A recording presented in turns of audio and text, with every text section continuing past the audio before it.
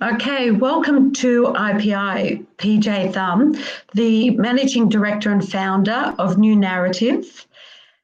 I'd like to just talk a little bit about New Naratif to start. Maybe you could tell the IPI members about your mission and the kind of journalism that you do. I should say I'm a member, and what attracted me to New Naratif was really the way I think that you take a kind of like a deeper dig into the social fabric of Southeast Asia. And I'd like to tell us more. Well, PJ. thank you very much, Jackie. And first of all, thank you for inviting me to speak to you. And I'm very excited to become part of IPI and your broader network, especially because New Narrative, our values, our manifesto, what we want to achieve is very much aligned with IPI. New Narrative was very much founded as a movement for democracy, freedom of expression, and freedom of information in Southeast Asia. So we were founded to kind of address a problem, right? Where people can nowadays get information online and read good articles online. But then once you read them on Facebook or Twitter or wherever, what do you do? You could share, you could like, you could retweet. But how do you convert that into action, into positive change? And that gap between information and taking positive action for better Southeast Asia is what New Narrative wants to address. And so in what we do, we try and inform our members, our audience, our community, and then with that information, we write in-depth, evidence-based articles, make them accessible. We publish them in Southeast Asian languages so that people can read them easily. We publish them in formats that people can digest easily, like comics, videos, podcasts, alongside the research articles and feature articles. So information. But then with that, we then try and empower people to create change. So we take that information and we give it to people, but we create pathways for change where people can read the article and see, oh, well, if I want to do something, what can I do next? And then we have democracy classrooms, we have events, we have workshops where we try and help people practice the skills needed for democracy, starting from very basic conversations about important subjects, all the way to trying to train them to take action around specific ideas, specific topics. We also try and build alliances, partnerships with local CSOs, NGOs, and we advocate for the vision of a better Southeast Asia that we believe in. So we want to help people imagine. Before you can create change, you have to imagine it. So we try and articulate what a better Southeast Asia would look like. So that's New Narrative. We inform people, we empower people, and we advocate for progressive values. And that mission to empower people through your journalism is also reflected in the way that you actually sustain yourself, your business model. And I'm referring here to the membership of New Naratif, which I think is quite unique. And I hope you can tell us a bit more about that. Sure. We are funded entirely, or rather, only source of paid revenue is our members, which is about a third of our revenue right now, growing slowly but steadily. We have just under 1,000 members, and they pay about the minimum is $52 a year, or $5 a month. But you can voluntarily pay more, and about 10% of our members choose to pay more than $52 a year or $5 a month. We have about 2 to 3% of our members pay as much as $552 a year or $49 a month. So it's really up to you how much you want to support New Narrative with, and the rest of our revenue then is donations and grants. And we chose this model for several reasons. One is because we see ourselves as a movement, and we want people to support the movement, and we want people to really take part in this movement for change. And in order to do that, we want people to be sure that our financial incentives, line up with our values and our mission and our goal. So Mm. when you have only this one source of paid revenue, you're going to take care of that source really, really well, right? And you're going to be fanatically devoted to ensuring that that source stays loyal. So that's one way of that we approached it. But another, of course, is that in Southeast Asia, when you rely on things like advertising or any sort of government funding, you become very vulnerable to um, the very challenging political environment Mm. and the lack of freedom of expression and media freedom in Southeast Asia.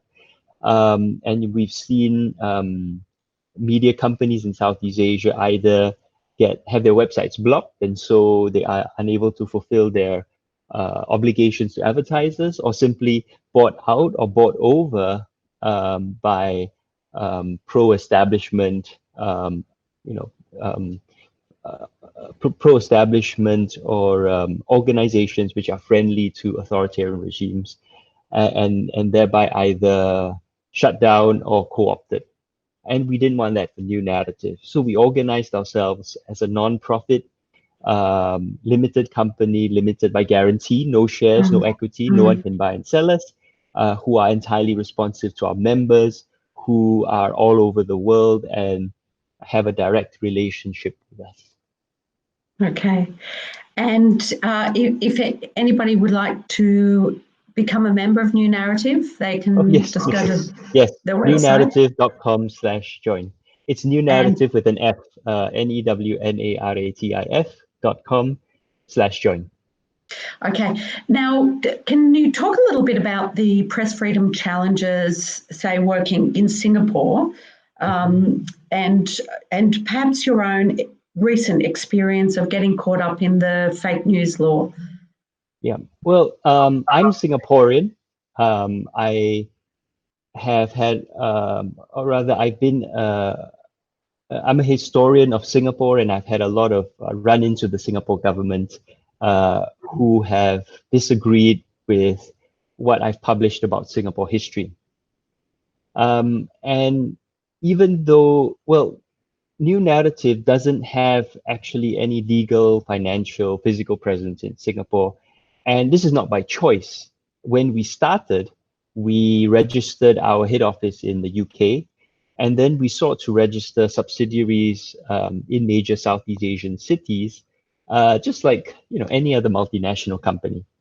And we started with Singapore because I'm Singaporean, and the government said not just said no and refused us, even though there was nothing exceptional about our registration, but they then put out a press release attacking us and calling us things like we're pathway for foreign influence in Singapore, and seeking to subvert or overturn the Singaporean parliamentary system, the Singaporean government, things which very untrue, but which I think a lot of authoritarian governments routinely use to smear their enemies, and especially media organizations that they disagree with and want to silence, right? Just tar them as enemies of the nation, the people, and so on.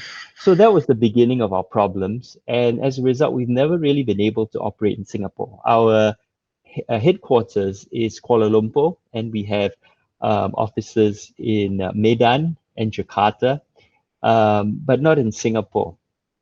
And we continue to have run into the Singapore government. They have spoken a lot about passing a law which prevents foreign-funded organizations and individuals, which would make it illegal for Singaporeans to have any sort of financial relationship with these individuals. And every time they talk about this law, they mention New Narrative and Thum Jin. And then most recently, they used their anti-fake news law against us. This was a law that us as individuals campaigned against, because the scope of the law is so broad that it actually gives the government a massive amount of power to define what is true and what is false. And the checks and balances on this law are very, very limited. And they used the law against us and ordered us to self-declare that a video that I had made about the law itself, ironically, was quote unquote contained false and misleading statements. And so we're trying to figure out how to respond to it. But the problem with this law is that under the law, you have to uh, obey the directive within 24 hours, or you then are breaking the law. So you have to self-declare that this video or article or statement that you've made has false and misleading statements, and then you can start appealing against it. So I feel it's very unfair. You know, you're basically, you make a statement and then a minister declares you guilty, and then you have to appeal and spend all the time and money in order to then be found innocent. But under the law, of course, the ability of a court to overturn a minister's declaration is very, very limited and narrow. So it's very difficult to contest. Okay, so we may be hearing more about that as time goes on. And finally, you've talked about how the mission of New Naratif is to empower through journalism to create the space for the kind of freedom of expression and access to information that communities need in Southeast Asia. Can you talk a little bit about how you see the future for New Naratif and perhaps creating that space and that greater free press in Southeast Asia? Yes, I think it's really, really important that Southeast Asian media organizations, we were able to stick together and work together. We face common challenges, and Southeast Asian governments routinely ape each other's tactics.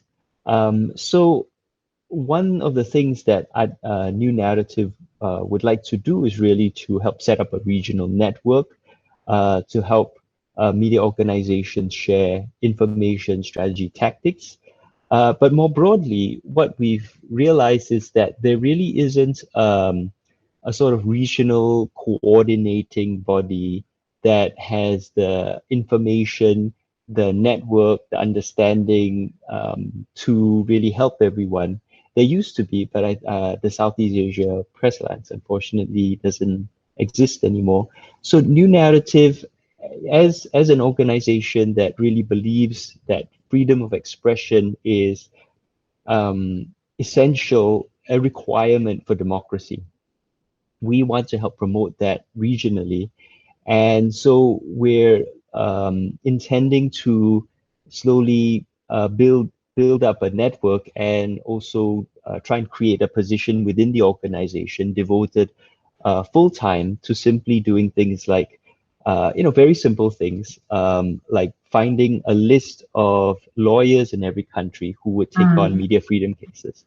And I think another big gap here is that a lot of time these networks are centered on organizations, whereas in Southeast Asia, increasingly a lot of reporting is done by freelancers, right? So another thing we'd like to do is create an emergency fund. We're actually fundraising for that right now as part of our broader fundraising campaign, an emergency fund for freelancers in Southeast Asia who, because of their work, run into legal or medical problems and use that fund to support them on an emergency, for emergency costs.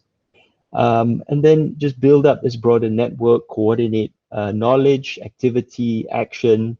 But also, we would like to see a lot more nuanced understanding of media freedom in Southeast Asia, because it differs very much, not just country by country, but within each country, depending on what format you publish in, whether it's comics, videos, podcasts versus print journalism, or what language you publish in. In Singapore and Malaysia, for example, the kind of censorship you encounter in English versus Bahasa Melayu Malaysia versus Chinese versus Tamil is actually quite different. And so what we need to do is also have a lot more nuanced understanding of how this works in Southeast Asia. And we do have things like Reporters Without Borders issuing reports on a country by country basis. But I'd love to see, just like New Narrative's mission is to report on Southeast Asia by Southeast Asians for Southeast Asians.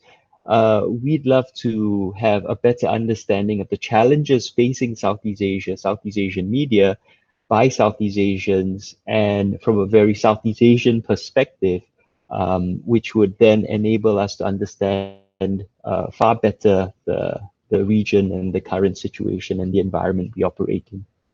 Okay. Well, thank you very much, PJ, and we wish you luck, and we look forward to working with you as part of the IPI Global Network. So thank you very much, Jackie. Thanks for having me on today, and I'm very excited to be part of the IPI network and to work with everyone in the network and with all of you. Okay, thank you.